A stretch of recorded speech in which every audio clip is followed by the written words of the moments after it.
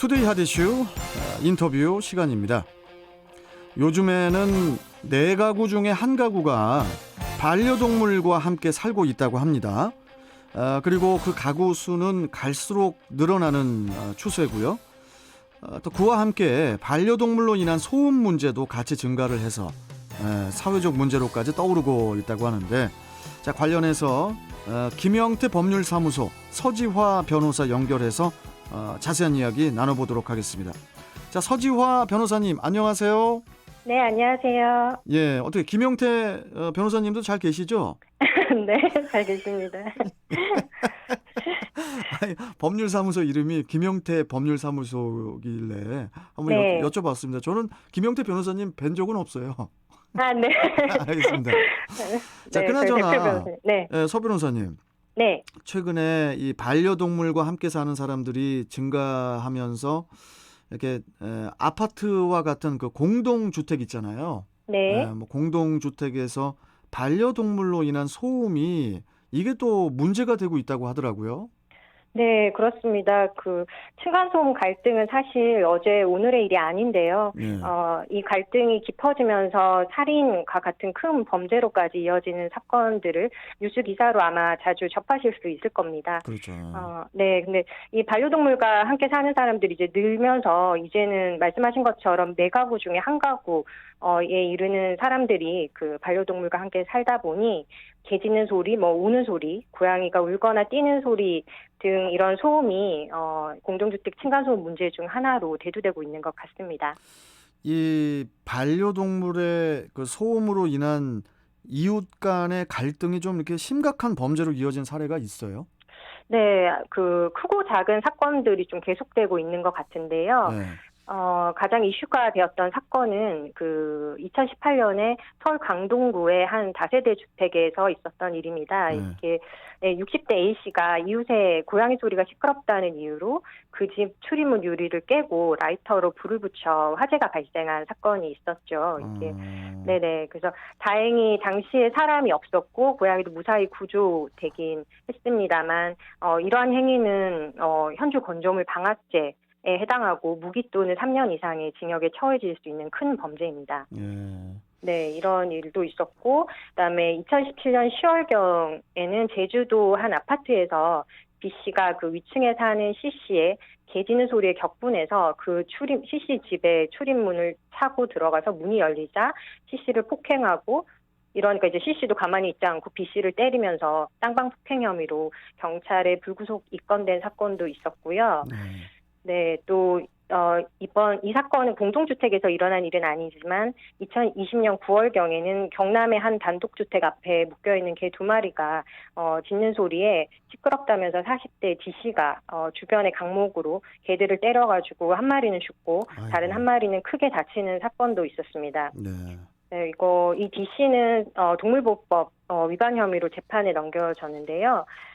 법원은 생명체에 대한 존중의식이 없고 범행 방법도 상당히 폭력적이다는 점을 불리한 사정으로, 그렇지만 그때 아마 견주랑 합의는 했었나 봐요. 그래서 견주와 합의한 점을 유리한 사정으로 고려해서 D씨에게 벌금 1,200만 원을 선고했다고 합니다.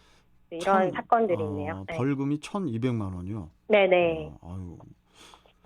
아무튼 반려동물로 인한 다양한 사건 사고들이 발생을 하고 있군요. 네. 자, 그렇다면은 이 반려동물로 인한 소음으로 피해가 발생한 경우에 네. 형사처벌하는 규정 같은 게 따로 있습니까? 네, 현행법상 형사처벌 규정은 없습니다. 이는 다른 층간소음의 경우에도 마찬가지이고요. 그래요? 네, 그리고 제 생각에도 이게 생활소음이고 고의로 일부러 피해를 입히려고 소음을 발생시킨 것이 아니어서 형사처벌까지는 적절하지 않은 것 같기도 합니다. 그런데 만약에 이제 고의로 악기 같은 것들로 소리를 지나치게 내거나 큰 소리로 떠들거나 혹은 노래를 불러서 이웃을 시끄럽게 이렇게 하는 행위는 경범죄 처벌법으로 이런 고의적인 행위는 인근 소란죄에 해당해서 10만 원 이하의 벌금형 등으로 처벌될 수 있기는 합니다. 그러니까 이제 노래를 부르고 싶으면 좀 잘 불러야 되는데 잘 못 부르니까 이제 주변에서 소음으로 들리는 건데. 네. 예, 아무튼 이게 현재로서는 이게 형사처벌 규정이 따로 없다면 어떻게 분쟁을 해결할까 이런 또 생각도 드는데 네. 이 반려동물 관련 이 소음을 규제할 수 있는 어떤 뭐 다른 법률 규정 같은 거는 뭐 혹시 없습니까, 지금?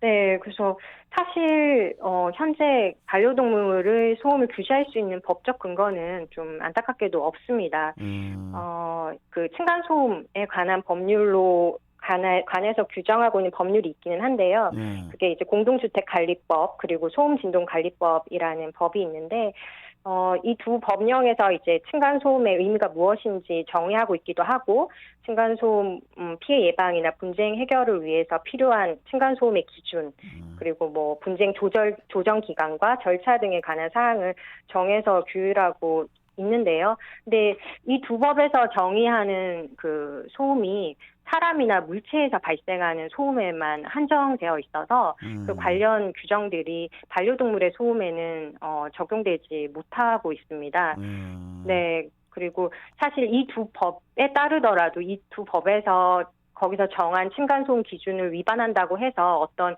벌칙이나 과태료 규정을 두고 있는 것도 아니어서 음, 사실 뭐 층간소음 문제 그 해결에 강력한 효과가 있는 것은 아닙니다. 음, 네, 그런데 그래도 층간소음 기준을 제시하고 분쟁 조정 절차라는 것을 통해서 사회적으로 도움을 받아서 어떤 개인 간 갈등을 해결할 수 있는 방법을 이 법에서 마련해 두고 있고 그런 절차가 실제로 진행되고 있는데요. 음, 근데 반려동물 관련 소음 문제는 이런 조정 절차에서도 사실상 그 배제되고 있어서 그래요. 개인들끼리 알아서 하라 이렇게 되어 있다 보니까 해결이 좀 더욱 어려워지는 측면이 있는 것 같습니다.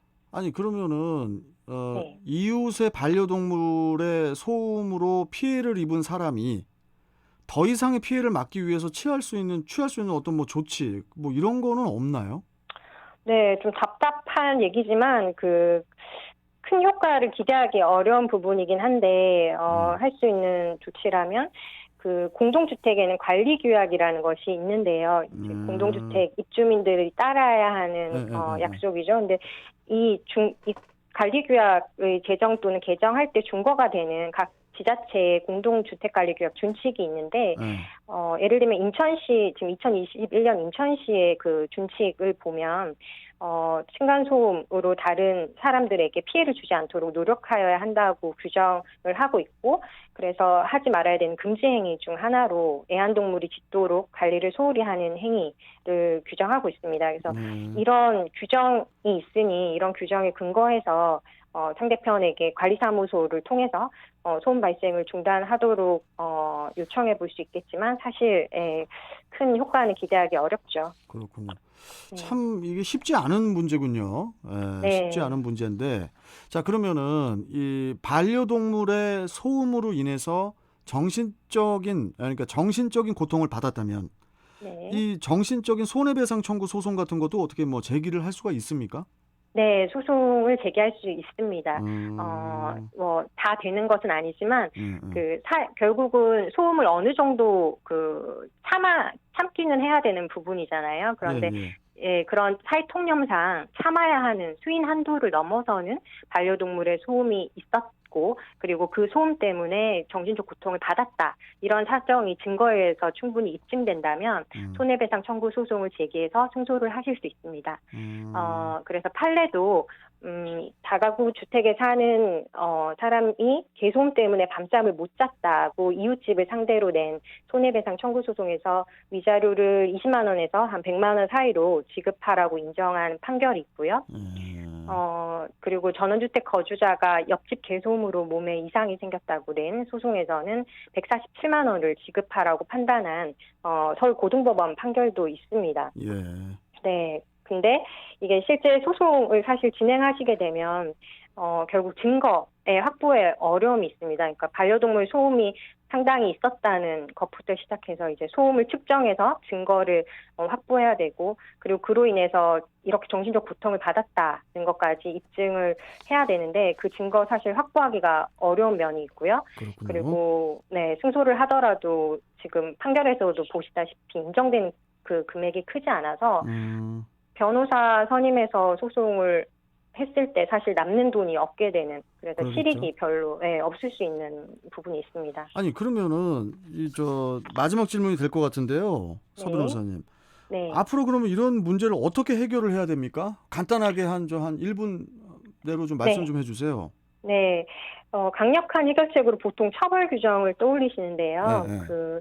그렇지만 일상생활을 하면서 누구나 발생시키는 소음을 어떤 기준을 만들어서 형사처벌하는 것은 좀 부적절한 것 같고요. 법률적, 제도적으로는 우선 다른 층간소음 문제와 마찬가지로 좀 조정, 중재할 수 있는 절차와 기준이 마련되어야 할 것 같습니다. 그리고 또 너무 뻔한 말이지만 이웃 간의 이해와 노력이 필요하다는 공감대가 형성되어야 할 것 같습니다. 이게 뭐 다른 층간소음의 문제와 다르지 않기 때문에 어느 정도의 소음은 서로 좀 이해를 해주고, 그리고 또 소음이 발생되는 과정에서는 소음을 막기 위해서 다방면으로 좀 노력을 해서 서로 이런 이해와 노력의 토대를 기초로 좀 조정과 같은 그런 절차들이 뒷받침된다면 그래도 갈등을 좀 풀어볼 수 있지 않을까 생각됩니다. 갈등이 근데 풀리겠습니까? 왜냐면 이게 나는 예를 들어서 밤에 일하고 아침에 와가지고 자는 사람이에요. 예? 네, 네, 그러니까 아침에 와가지고 이제 잠을 자야 또 밤에 초저녁에 일을 나가는데 밥 먹고 네, 낮에 계속 개가 짖어. 예를 들어서 네, 옆에서 네, 잠을 못 자. 그러면은 어떻게 내가 이사를 가야 되는 겁니까? 이거 잠을 못 자니까 개를 좀 네. 좀 조용히 시키라고 얘기는 할 수 있는 거잖아요. 근데 또 그럼요. 예. 네네. 근데 또 그리고 이제 심하게 짖으면 진짜 문제죠. 네. 개 주인 입장에서는 요즘은 사람들이 너무 민감한 거 아니냐. 우리 네, 개가 짖어도 뭐 잠깐 왈왈 이러고 마는데 뭘 그걸 가지고 잠을 못 잔다고. 그러니까 이게 기준이 이게 명확하지가 않아 가지고. 네, 예, 맞습니다. 그러다 보니까 지금 우리 게시판에 정상섭님께서 인터넷에 반려동물과 함께 사는 아파트 단지를 개발하자는 의견을 보낸 적이 있으시대요. 아, 네. 반려동물과 함께 살려면 반려동물과 함께 사는 아파트로 가야 된다. 아, 뭐 그런 그런 아, 아이디어를 보냈다고 하는데, 야, 이게 네, 참 이제는 반려동물도 이제 가족이 됐다 보니까 네, 이런 문제들이 더 많이 또 대두가 되고 있는 것 같아서 네, 앞으로 좀 여러 가지로 좀 판례들을 좀 많이 봐야 될 것 같습니다. 네, 보면서 기준을 좀 그렇습니다. 정해야 될 것 같아요. 네, 자, 또 오늘 말씀 여기까지 듣고 또 다음 시간에 또 뵙도록 하겠습니다. 고맙습니다. 네. 자, 지금까지 김영태 법률사무소 서지화 변호사와 함께했습니다.